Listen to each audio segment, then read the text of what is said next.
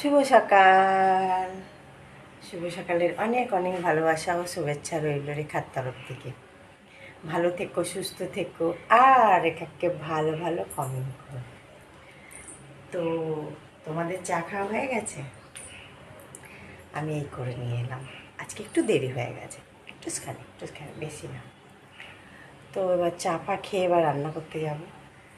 রান্না বান্না করে অনেক কাজ আছে। সারাদিনে তো কত কাজ থাকে, সেটা তো বলে বোঝানো যায় না।